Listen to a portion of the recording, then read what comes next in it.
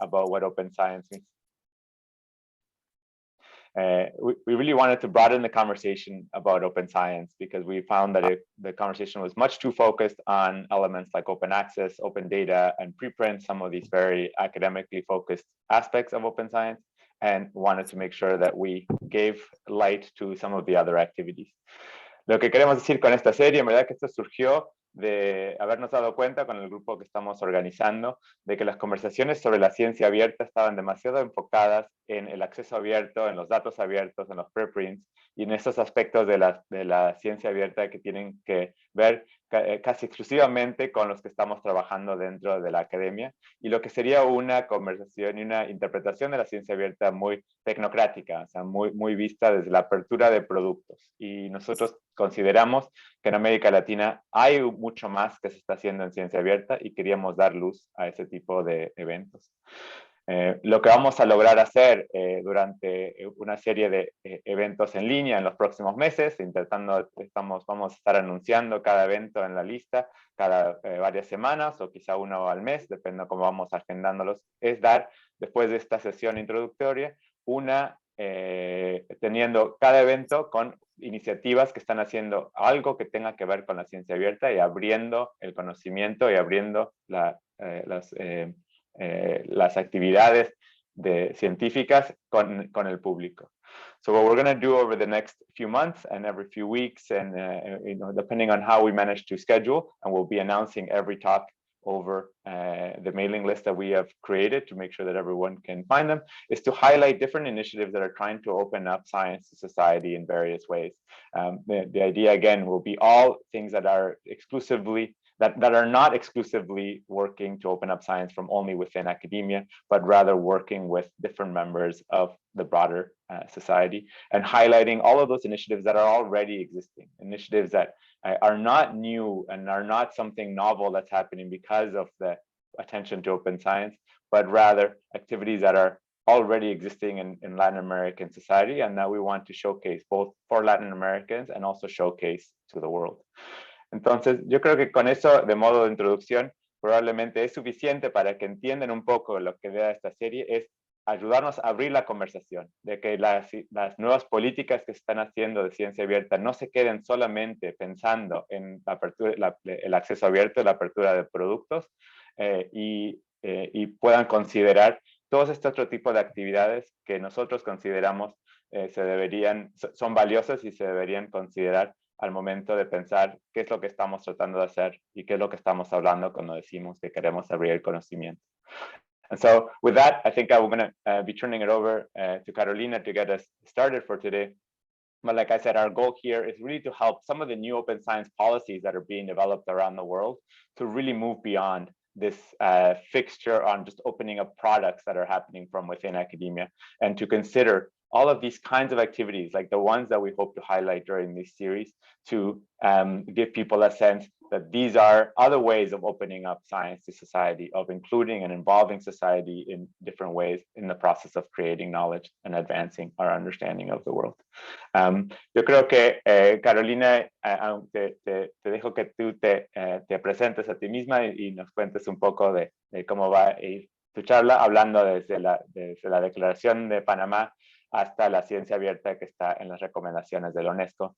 So with that, Carolina, I'll leave it to you to really properly introduce yourself and to talk to us about how we have gone from the Panama Declaration now to the open science recommendations of the United Nations. So please join me in welcoming Carolina to the stage or to your screens. Thank you, Carolina. Muchas gracias, Juan Pablo. Muchas gracias además a todas y todos los que se han conectado por la paciencia. También la tecnología siempre nos juega malas pasadas. Thank you, Juan Pablo, and thank you all of you that have joined us. I'm really sorry the technology always plays us some bad tricks, but okay, so here we are. He decidido en esta oportunidad hacer una presentación un tanto más personal para contarles un poco lo que ha sido mi experiencia en la aproximación al acompañamiento incluso y a la reflexión en torno a las políticas públicas desde la ciencia abierta y pensar la ciencia abierta, como ya decía Juan Pablo, más allá del acceso abierto y los datos abiertos.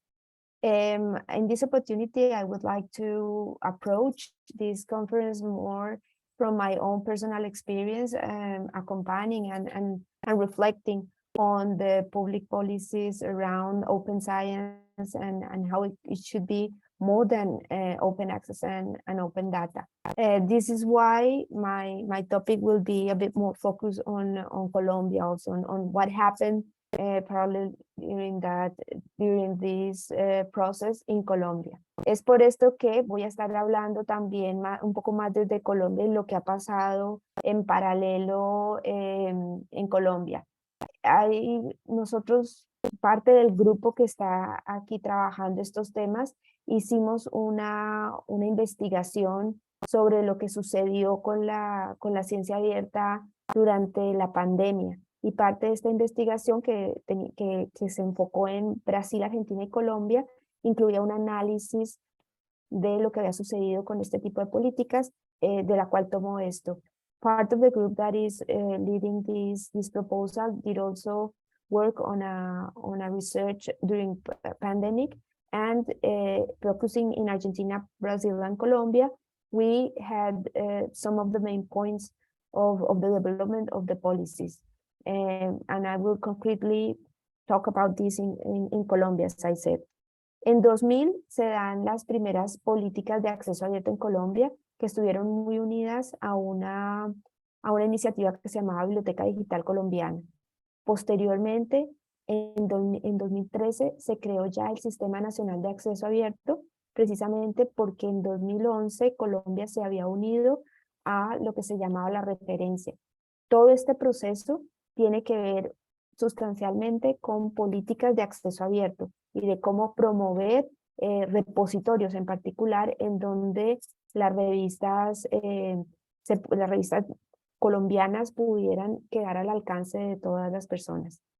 Posteriormente hubo un análisis que hizo la Red Nacional de Información Científica en donde analizaba las capacidades, las directivas y las políticas y llegaba a la conclusión de que en general en América Latina, incluida Colombia, excepto por México o Argentina, incluso Perú, las instituciones definían las políticas por su cuenta y no había una definición más, no había una política nacional que las acompañara.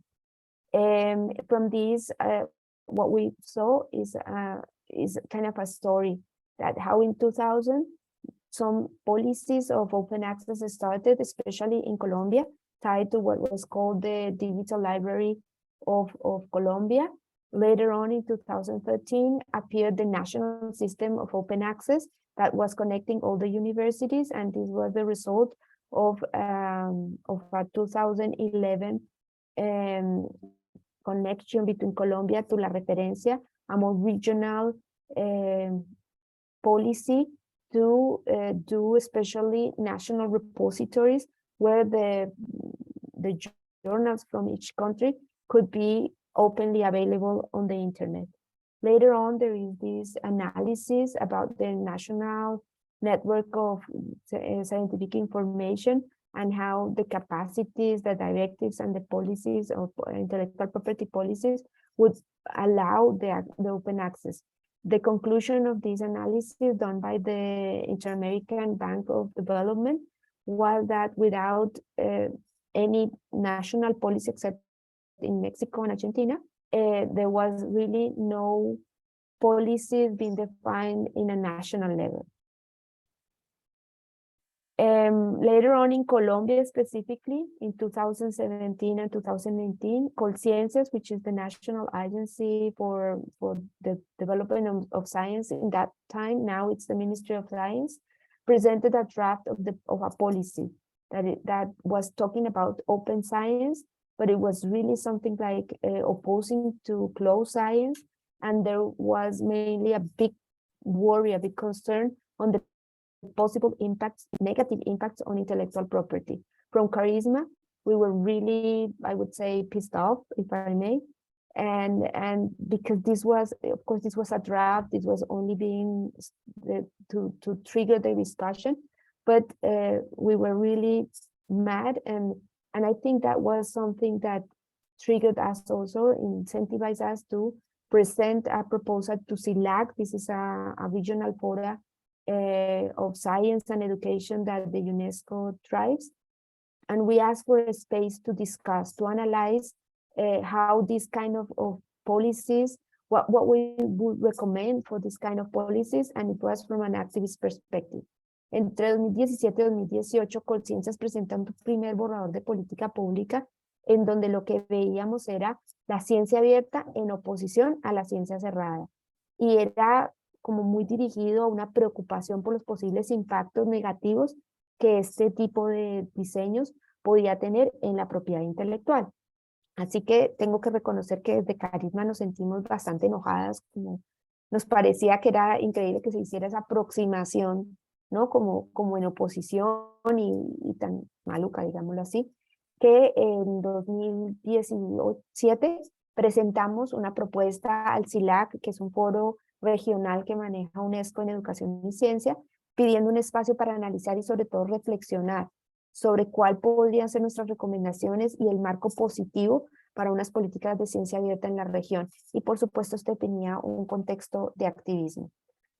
Posteriormente, pues se dio y en 2018 sucedió esta reunión en el marco del foro que les cuento de UNESCO, en donde la declaración de Panamá tuvo lugar. Un poco más de 30 activistas de diferentes países de la región nos reunimos para pensar cómo sería una ciencia abierta que fuera más allá del acceso abierto.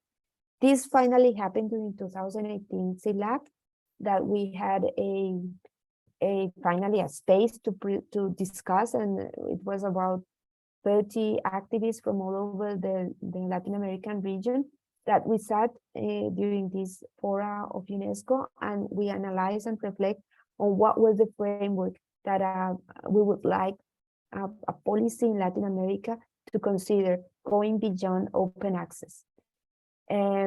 Así sucede la Declaración de Panamá, y lo que fue interesante fue la reflexión que se generó entre estas personas que éramos o practicantes, activistas, no tanto académicos, si bien había algunos. La idea era más pensar en cuáles eran los elementos de la práctica de la ciencia abierta y que pudieran abarcar todo el ciclo de investigación. El objetivo era una construcción ciudadana, o sea, el objetivo para nosotros de la ciencia abierta, era que apoyara la construcción ciudadana, de ciudadanía y los valores democráticos, y apoyara también la democracia, algo pues muy importante en nuestros países. Este documento estuvo abierto durante varios meses para comentarios y hubo varias personas que ayudaron a perfilar mejor lo que era el documento. Por ejemplo, nosotros hablábamos de ciencia ciudadana y lo que sucedió fue que al final nos hablaran o nos dijeran deberíamos estar hablando de ciencia participativa. Esto como un ejemplo del tipo de cosas que fueron sucediendo en la evolución del documento.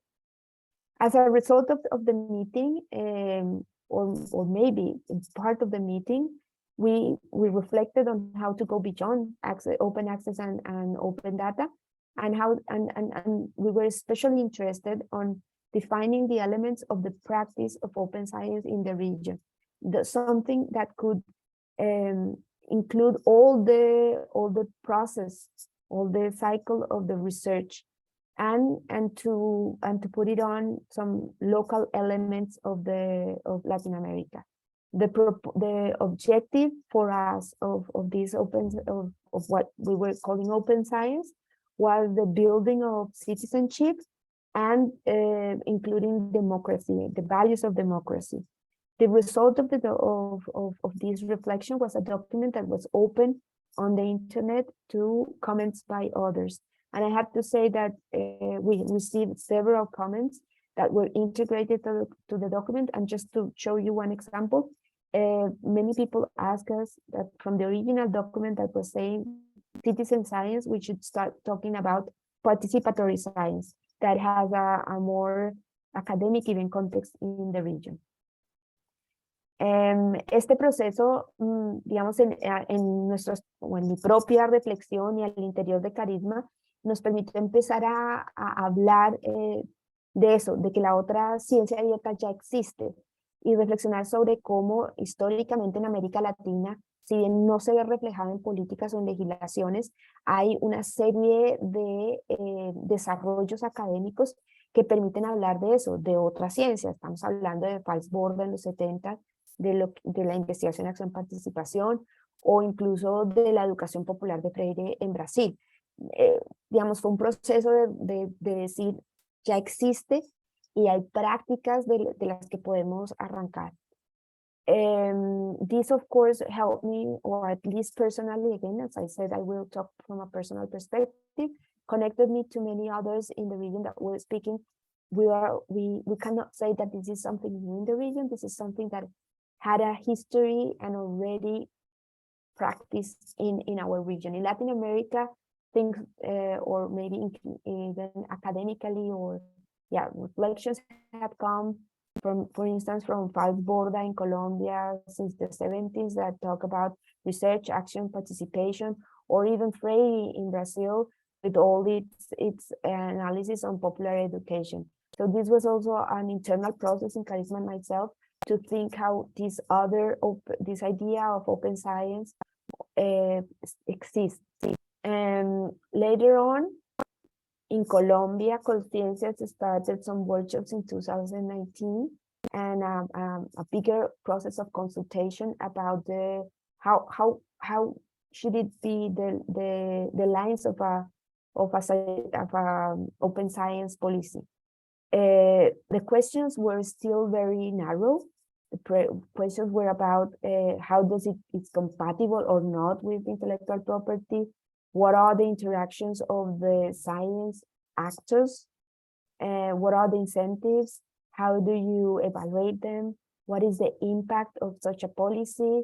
And in general, it was supported with still with many consultancies from for instance, for the intellectual property perspective, that in this case it was hired to the University of La Sabana.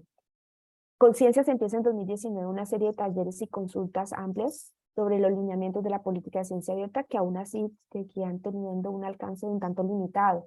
Hablaba las preguntas sobre compatibilidad con la propiedad intelectual, interacción entre los actores, incentivos y fomento, impactos de las políticas de ciencia abierta, pero no existía ninguna aproximación como innovadora a qué es lo que está pasando en el país en este proceso, por ejemplo, sino siguió siendo un proceso más bien tradicional. Tanto es así que, por ejemplo, había una consultoría específica sobre propiedad intelectual que fue entregada a la Universidad de La Sabana.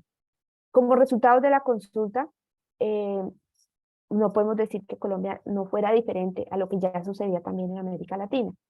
Algunos ejemplos de los resultados de esta consulta son: las instituciones no tienen lineamientos claros, los investigadores tienen dudas sobre autoría y propiedad intelectual, existe un temor a la carga de trabajo por una curaduría de lo abierto, porque un poco el susto de lo abierto no tiene la misma calidad. Y hay contradicciones en el proceso de evaluación, porque por supuesto los incentivos están dados es para un proceso que no alienta la apertura. Estos son casi que conclusiones que encontramos, venían apareciendo también en otros países de América Latina, pero de nuevo, no hay una aproximación innovadora o localizada de lo que es la ciencia abierta en Colombia. As a result of this consultancy, and in line with what was happening in the rest of Latin America, the institutions, there were some key points that appear. Institutions do not have clear policies, clear guidings on what open science is. Researchers have a lot of doubts about authority and how to use intellectual property. There is fear on the amount of new work, of the load of work that this can provoke to the people, because there is a connection with whether there is quality or not in what is open. And there is a lot of contradictions on the evaluation process, because of course, evaluation is not for openness, but for closed. So these kind of things were still very much aligned with what was happening in the rest of Latin America. And there was really no innovative way of approaching this, even thinking from a local perspective. After that, in 2020, I was invited to be part of the experts committee that was put together by the Director General of the UNESCO, and it was formed by four representatives of each group of member states. So Latin America, Asia, and plus six representatives from the expert community, independent expert community. I was not appointed by a state, so I was not on the groups of UNESCO member states, but I was one of the independent experts. What was interesting was, for me at least, is the invitation was to produce a consensus, a world consensus on open science. And this was a timeline of a bit less than 2 years. En 2020 soy invitada a formar parte del comité de expertos nombrado por el director general de la UNESCO, que tenía una conformación de 4 representantes de Estados miembros de cada uno de los grupos, es decir, 24 por 4, 16 personas, perdón, más 6 representantes expertos. Yo era una de las expertas independientes, y un poco lo que a mí me pareció más interesante de esta invitación fue la de crear un consenso mundial sobre la ciencia abierta. Me parecía como interesante esa idea de cuál era el consenso mundial. Y bueno, esto realmente era un importante reto, porque hacer este tipo de procesos de consensos mundiales supone un contexto y unos límites que uno no se espera al principio. Es un grupo pues, de gente muy diversa, no solamente porque algunos son políticos, otros de la academia, otros provienen del activismo, sino además por las regiones, por el tipo incluso de background, de antecedentes que se trae.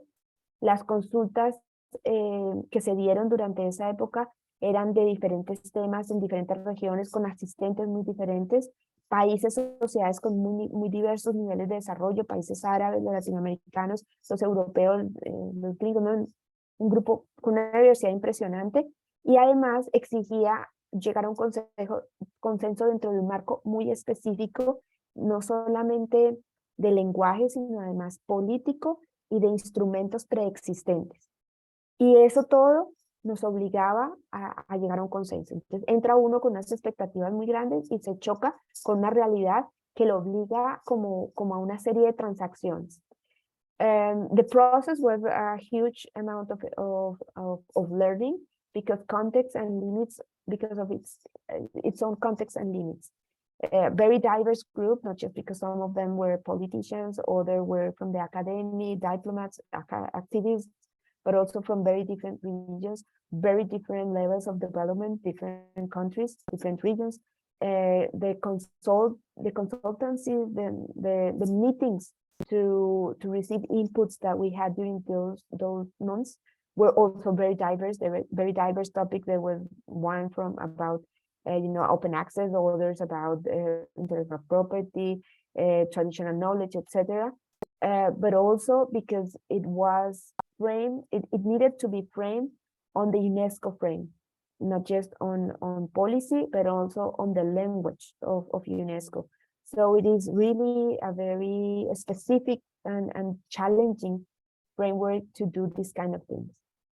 Empezamos con o al menos yo empecé con mucha expectativa del tipo de cosas que podía colocar en este documento, una meta muy alta que poco a poco fui moderando. Había que decidir, en mi caso, cuáles eran mis metas realistas y elegir muy bien aquello que quería ver reflejado y cuál era la experticia que yo podía aportar al grupo. Porque aunque 2 años parezca mucho tiempo, si los mezclas con todas las condiciones que les contaba, pues es complicado. Fue un trabajo duro en encontrar esa idea, ese lenguaje que permitiera crear lo que eran los consensos. De modo que yo, por supuesto, entré a este proceso con la carga que ya traía, y era hablar de la otra ciencia que ya existe y buscar que realmente la declaración fuera más allá del acceso abierto. I started with a lot of expectations and goals very high. Claro, perdón, te interrumpo, Sonito, que ya tenemos, ya llegó un intérprete finalmente y está traduciendo ya del español al inglés. Entonces, aparte, aprovecho para decir que quedan solo un par de minutitos más para ya pasarla a Leslie pronto. que empezamos. Listo, perfecto. Entonces, lo que diría yo, si ya pasando de eso, creo que el resultado de las recomendaciones muestran un poco esa complejidad y precisamente simplemente mirando la cantidad de temas que se lograron, pues resulta que logramos meter muchas cosas, pero es cierto que el acceso abierto es central. Los datos abiertos siguen siendo un eje importante y el reto sigue siendo cómo alargamos eso hacia actores inesperados, espacios inusuales. Para mí está claro que las entidades educativas y en general las instituciones siguen teniendo esos retos, pero los estados también. Es muy difícil llegar a eso. Voy a resumir un poco lo que me quedaba. Quería mencionar precisamente que una quizás de mis grandes frustraciones fue que la pandemia de COVID, que yo pensé que se dio al tiempo con el proceso en la Unesco, pensé que iba a movilizar muchísimo más la idea de ciencia abierta, que incluso iba a tener más impacto en la Unesco, pero no, la pandemia por COVID no logra eso, aunque es mi impresión, aunque quizás a veces pienso, todo lo que logramos quizás fue por la pandemia de COVID, quizás habríamos tenido unas recomendaciones mucho más moderadas de no haber sido por la pandemia. Luego eso uno como que nunca sabe. En todo caso, parte precisamente de la investigación que hicimos muestra que si bien hubo una respuesta, al menos en América Latina, ciudadana, muy amplia y diversa, la inercia en las políticas institucionales se mantiene.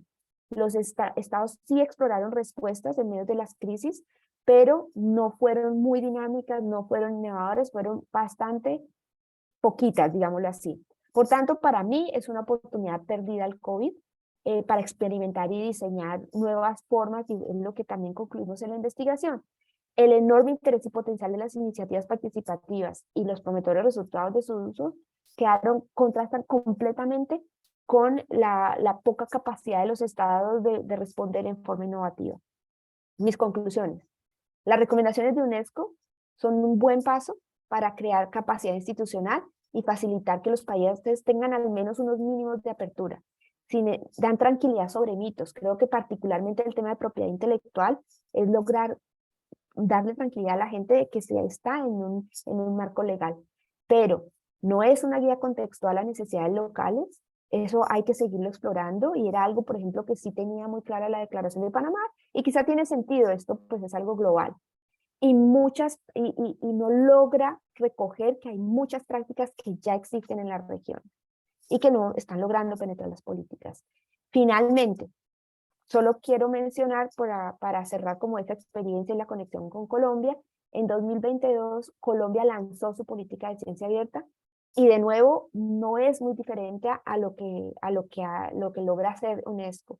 Está concentrada en acceso abierto, en datos abiertos, concilió ya esa distancia con entre lo abierto y lo cerrado, la discusión de propiedad aparece intelectual, pero parece que logramos moverla de ahí, y a pesar de su centralidad existen ventanitas, como en las recomendaciones de Unesco, en donde podríamos ya empezar a localizar y hablar de otros temas.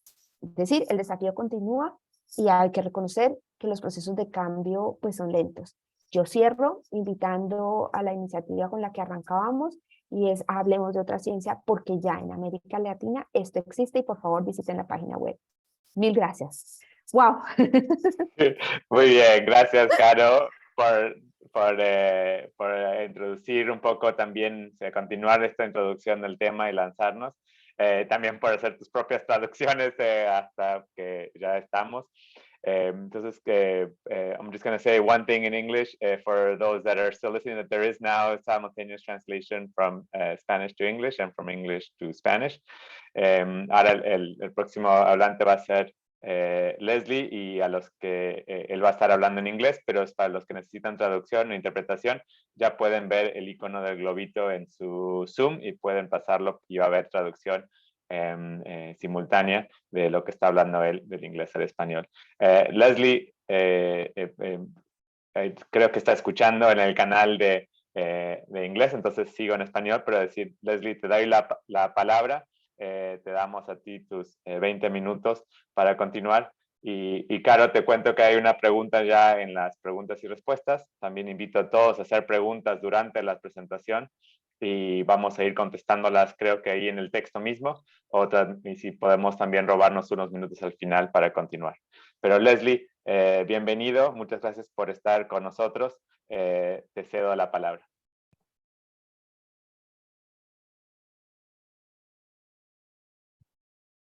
Thank you, Juan Pablo, and thank you, Carolina, for including me in this conversation and in this conference series. I think it's a very timely and important series of conversations that you're hosting.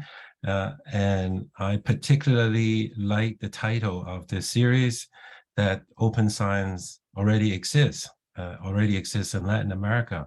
And so I would like to build on this theme, drawing on some of my personal experiences working on various research collaboration and research projects, and some of the practical experience trying to understand how to provide for infrastructures for scholarly communication that are open and equitable. And I will share some of these experiences, some lesson learned, of course, some many mistakes that we have made along the way, and hopefully I can provoke some interesting reactions and some questions from you. So I will start sharing my slides, and Juan, if you don't mind, sending me a 3 minutes warning on the chat so that I don't indulge with my time, that would be very helpful. Thank you. Will do. So let me start my presentation.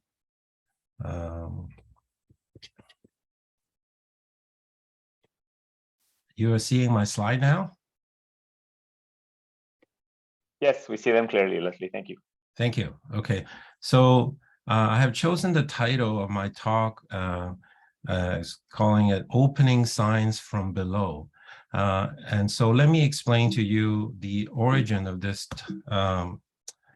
title, which I drew from a very well-known authors, feminist philosopher of science, Sandra Harding. She wrote a book in 2008 called Sciences from Below, in which she really challenges the reader to question the long patriarchal hierarchy of Western science and the kind of hegemonic view about the world through that particular set of epistemological lenses, creating from the so-called modern period a set of universal science that are supposed to be objective and apply everywhere.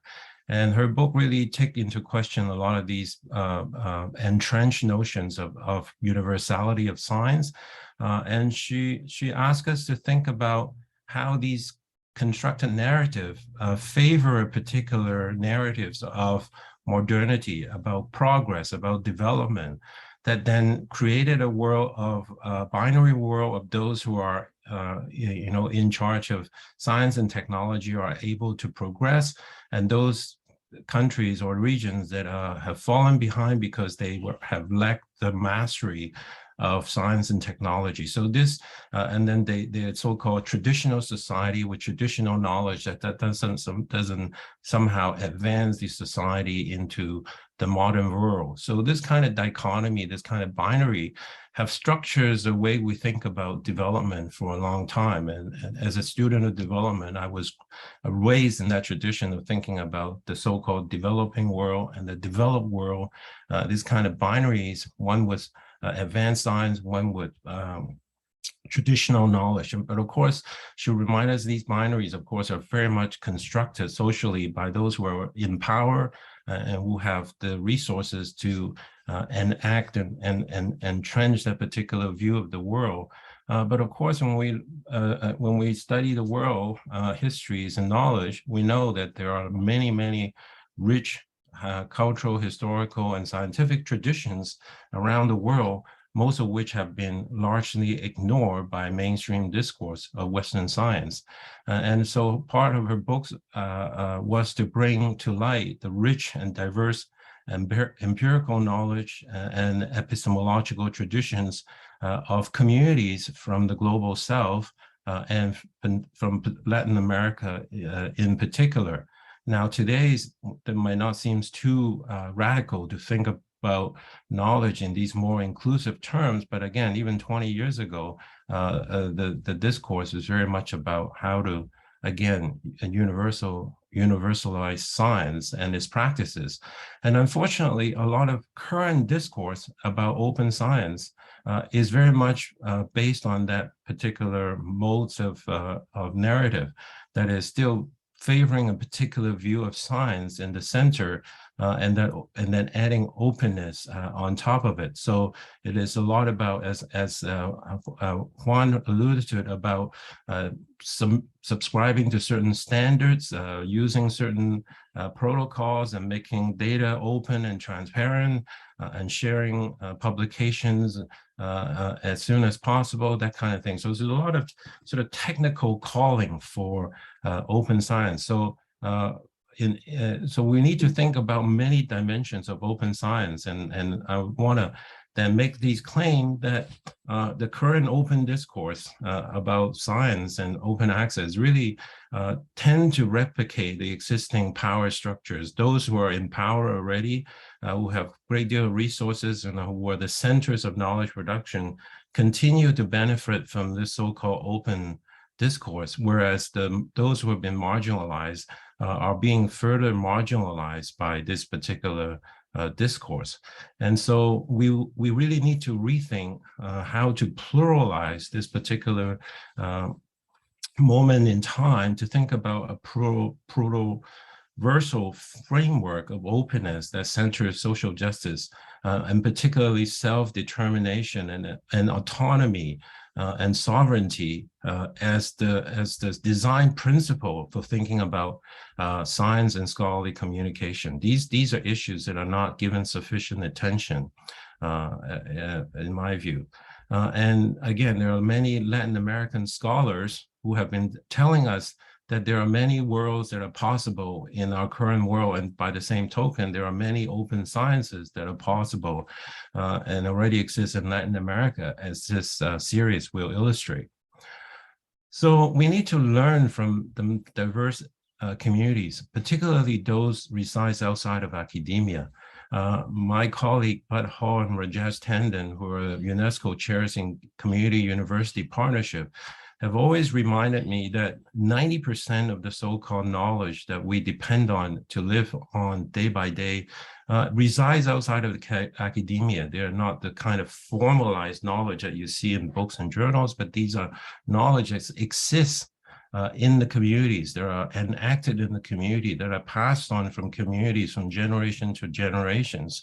And these are the kind of knowledge that communities need for survival, for well-being, and for interdependencies. But we have a tendency to forget this 90% of knowledge and focus on the very narrow range of so-called academic knowledge that is only beneficial to a small percentage of the population. So we need to look to indigenous communities, Afro-descendants in Latin American communities, many grassroots organizations, the food movement, for example, the climate movement, many peasant communities that call for food sovereignties, and many social movements from across Latin America for land rights, for property rights, for different rights to research, and for coalitions and so forth. So there are lots of lessons to be learned from these different diverse social movements. And again, we tend not to be paying enough attention to these important movement that we can learn from. Particularly, I want to suggest that we need to look for design principles, design for social justice and for autonomy. And again, to begin to think more about how to integrate these design principles when we design infrastructures for research and for scholarly communication. We need to also, while designing this principle, rethink really the ultimate goal of these systems, what it is that we want to achieve with research, and particularly with openness. What are the end goals? If it's for social benefits, for public well-being, and for collective well-being, then we have to rethink how we sustain these kind of infrastructures. And we have to move away from what we would call the extractive kind of economic frameworks, that is using knowledge as basically resource to be extracted, to be turned into commodities, and then to be sold as different products, and then analytics, kind of extractive cycles that kind of put people out of commission, that use science, data, and everything else as the center, and the people themselves who do the research or whose knowledge are being extracted are actually forgotten in this system. So we need to move away from this extractive system that is really predominant and really pervasive in all our economic transactions, and move to more of the kind of circular and renewable economies that are based on community principles, community belongings, relationship buildings, and solidarities, mutual support. There are lots of lessons to be learned out there. So the question is, how do we draw these lessons and work it into our design principles to help us think through open science and openness in its multiple possibilities.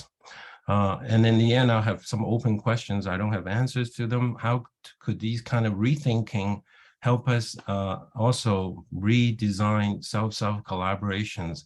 And how could we encourage funders and policymakers to, again, think about these notions, community-based, driven research and design.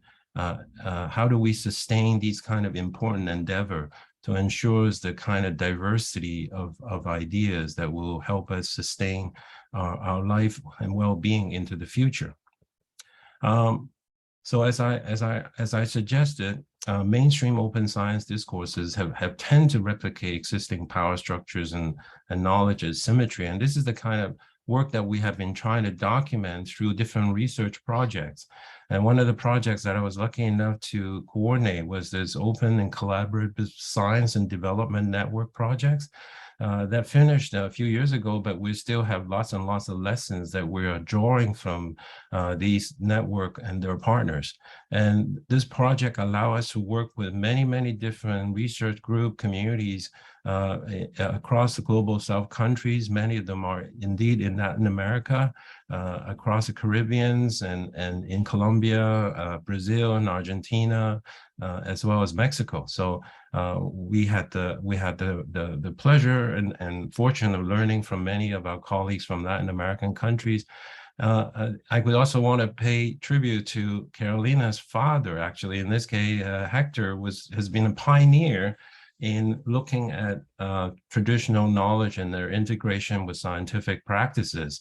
Again, these renewable energy sources that farmers have always known about, how to turn a lot of these so-called byproducts of coffee and sugarcane production into usable fertilizer and biofuel that is also much better for the environment and create local independence away from always reliance on import of fuel sources. And so there are lessons that you can learn from many projects, including the one that Hector Botero has been promoting for years. But he reminded us that it is really the traditional knowledge that should define the priorities and conditions under which scientific knowledge is used to advance the project, and not the other way around. That is, we have a tendency to have development funders and to come in and say, okay, this is what we're going to do. These are the kind of water resources we're going to build, and this is kind of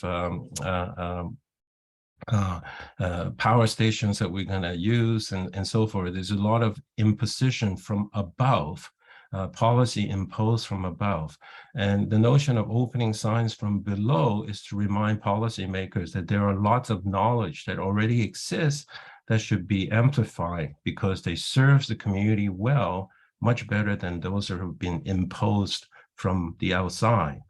And so along this line, we have worked and then worked through the different communities with the different communities to also come up with a set of principles, if you will. These are kind of design principles that we thought we should think about. Again, learning from across the projects, the participants, we collectively came up with this set of open science principles that call for the building of knowledge commons and centering cognitive and epistemic justice, and think about equitable collaborations, and of course sustainable development goals through allowing different communities to participate and to amplify their own rights to research and the rights to their knowledge, to their sovereignty, using those knowledge as a means for their own well-being.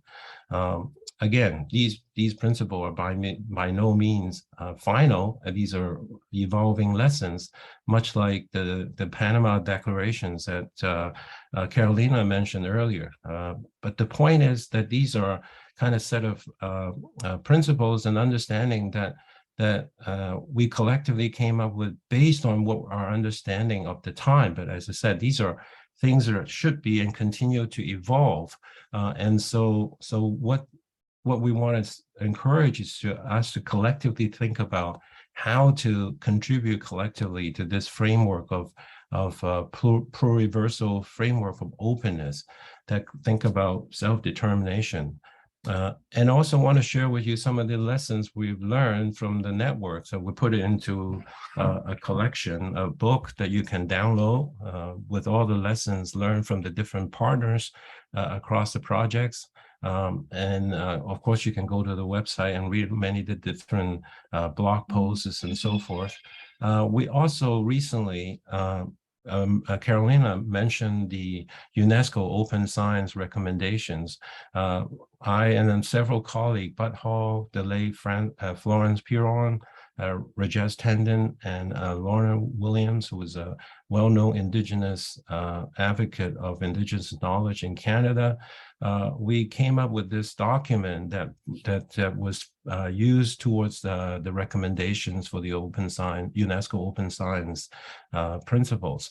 And in this document, we argue for of course, the importance of openness to publications and data, but more importantly, we advocate for openness to societal participation, openness to different social forms of knowledge, and also particularly centering historically excluded and marginalized knowledges as a mean to make use of this notion of openness. So openness is not simply about opening a particular type of knowledge, but opening the opportunities to address many past historical injustice as a way to think about open science.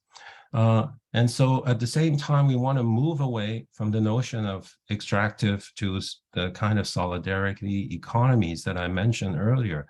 Now, again, to give you an example of what I mean by extractive economies, if you look at these, again, mainstream science discourse, this one from the European Union, you see the emphasis of these so-called innovation program that had put a lot of emphasis on efficiency and responsiveness, meaning that they can serve industry need really very quickly. And of course, at the same time, they want to encourage researchers to share the data as early as possible because this will have the greatest benefits. Now, these claims, I think, probably, very generic, but again, there's really very little proof to back this up. Now, if you look at a lot of these recent enthusiasm about the COVID research, about how fast researchers are able to serve data, share data, better understand how COVID is genetically composed and how they spread, and all that's are true. But in the end, we do have the fact that the COVID vaccines ultimately are owned by 3 different pharmaceutical companies that are the most powerful pharmaceutical companies in the world. So all these benefits of open sharing, open data, and so forth, yes, have a consequence.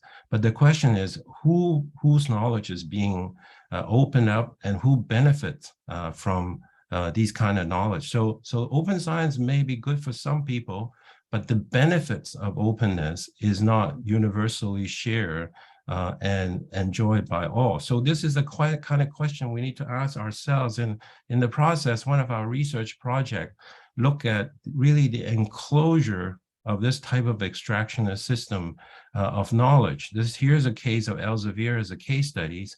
And Elsevier in the last 10 years have been very aggressively building end-to-end platforms that would take up researchers' data from the start, their submission into a journal, their data citation, their research collaboration, their funding bodies to fund their research.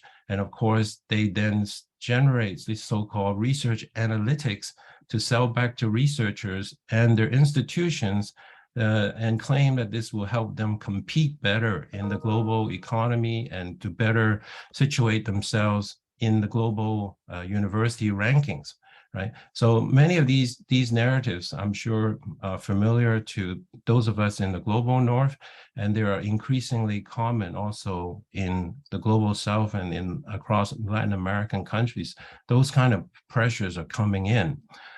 And so, as I said, we need to think about these mainstream discourse as being beneficial to only some, but not all. And again, think about how a lot of our existing knowledge in the communities.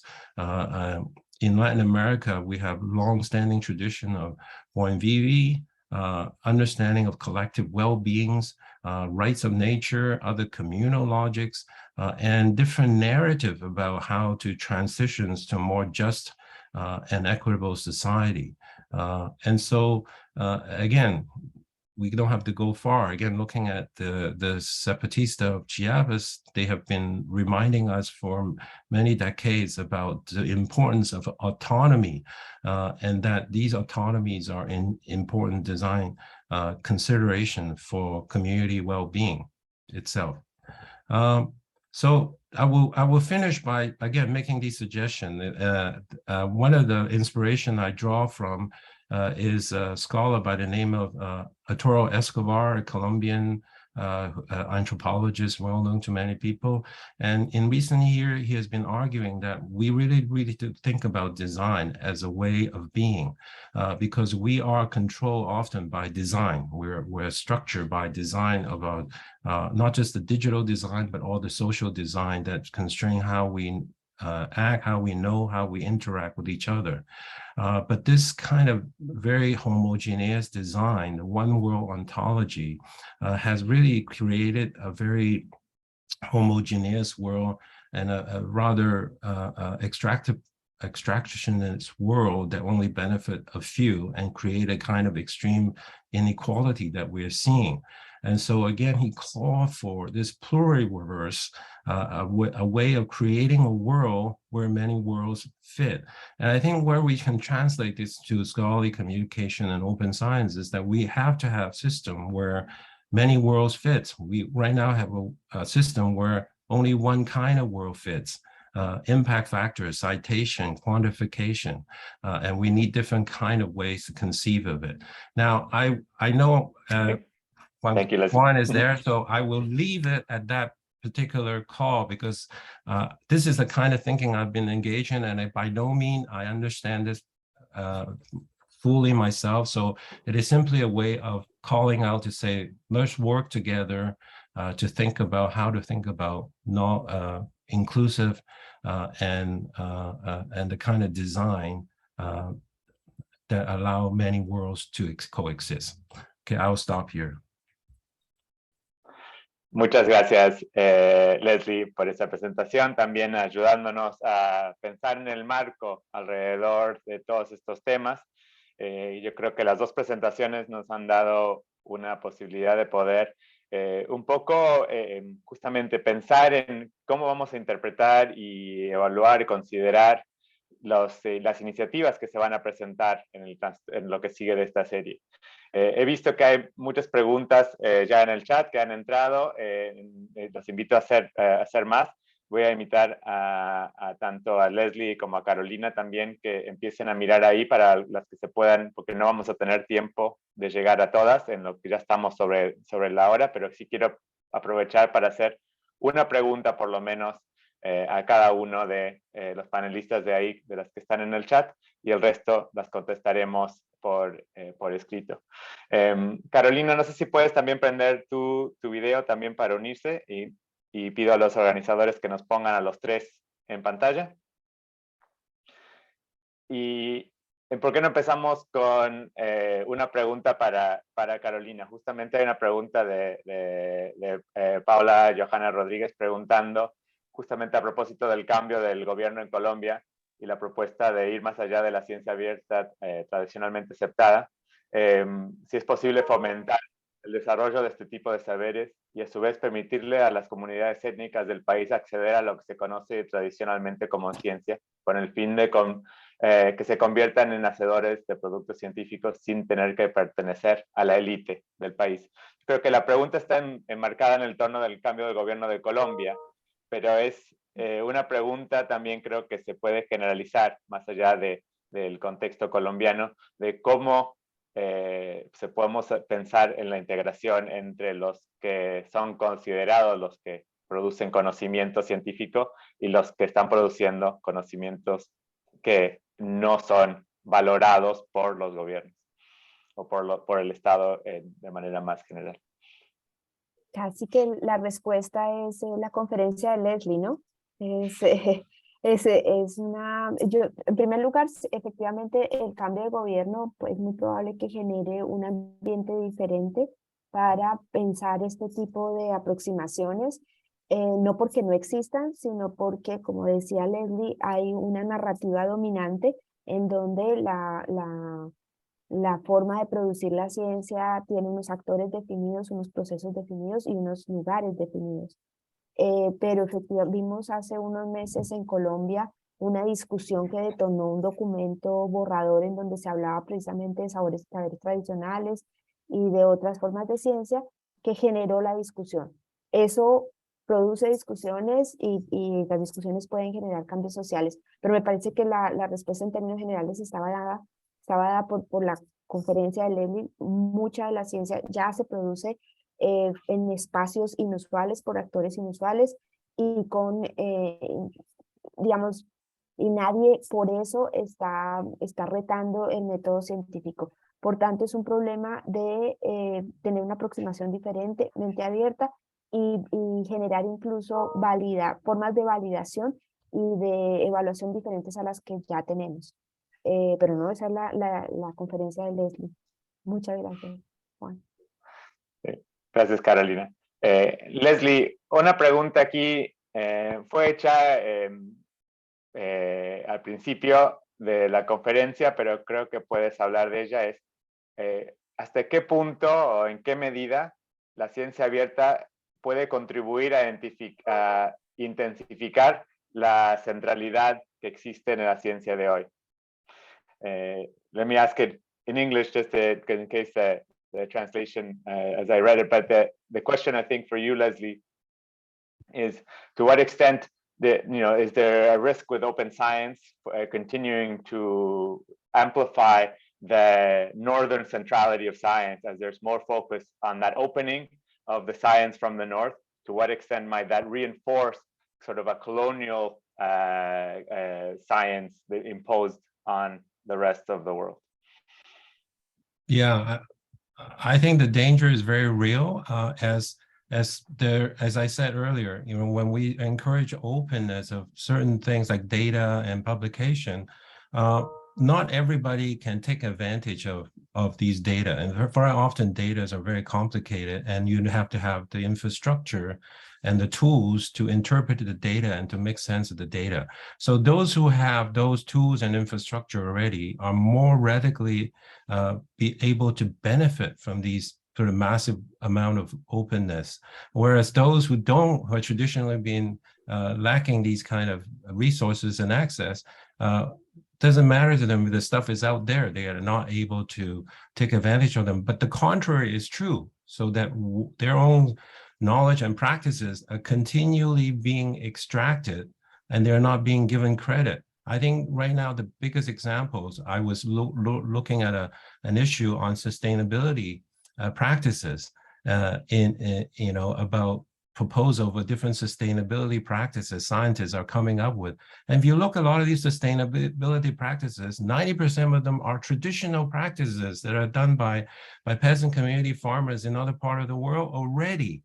And then a lot of these scientists go and claim that these are new ideas that they are now putting into scientific publication and not giving credits to the communities themselves. Right.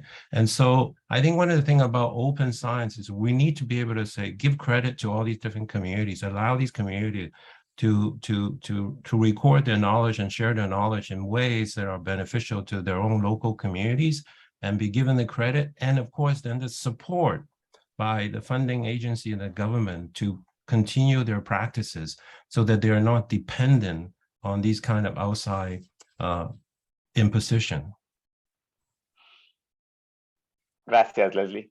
Yo creo que estamos ya sobre tiempo. Quedan muchas preguntas todavía por responder. Sí quiero agradecerles. Tenemos más de 50 participantes que se están uniendo y que han tenido paciencia con nosotros después del lento comienzo, pero tampoco quiero abusar de su tiempo más allá de la hora que les habíamos pedido para el evento. Invito a Leslie y a Carolina que revisen las preguntas que están ahí y que tratemos de contestar las que podamos por escrito, pero quiero dar cierre formalmente al evento, a decirles que esto es, como bien dijimos, solamente el comienzo de una serie para poder hablar de estos temas. Ya tenemos agendado el 11 de octubre a esta misma hora a un seminario que va a hablar sobre iniciativas que ayudan al monitoreo del medio ambiente con Anabela Plos, que va a hablar de la iniciativa de eNaturalist basado en Argentina, y también a Yanira Cifuentes, que va también a hablar de estrategias para involucrar a la comunidad en hacer el rastreo de aves y la conservación a través de su trabajo con la Asociación Calidris de Colombia. Entonces, nos van a dar dos primeros ejemplos enfocados con el medio ambiente. Estaremos como anunciando los futuros eventos también que se van a estar haciendo. También cabe mencionar que en Brasil tenemos un panel que está formando parte del evento de Publishing Trends organizado por ABEC, la Asociación Brasilera de Editores Científicos.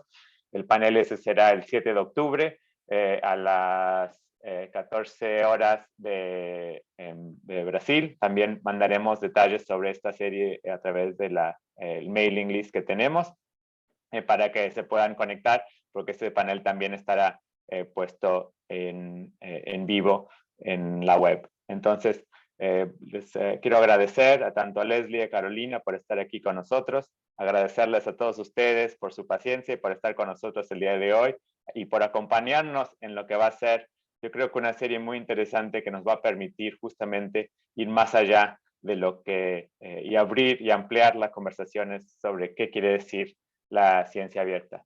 La página web la pueden encontrar en otracienciaabierta.carisma.org.co y ahí pueden inscribirse a la lista para poder recibir las actualizaciones de los futuros eventos. También pueden seguirnos en redes sociales, en Twitter y Facebook, en una página en @otraciencia. Entonces, con eso les doy muchas gracias, les deseo muy buen día y nos vemos el 7 de octubre con el evento de Brasil y el 11 de octubre aquí otra vez con traducción simultánea, esperemos desde el inicio, para nuestro primer panel hablando de iniciativas sobre el medio ambiente. Muchas gracias a todos.